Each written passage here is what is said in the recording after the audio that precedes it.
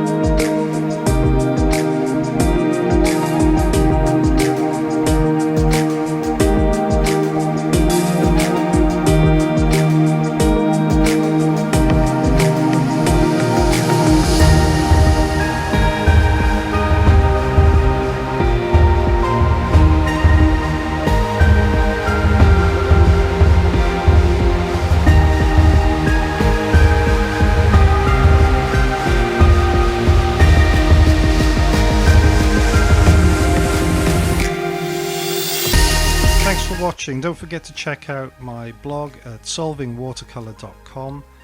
I've done a whole post about creating watercolour galaxies, and I go into a lot more depth than I did on this video, so please check that out. The link's there in the description. Thanks very much, and I'll see you next time.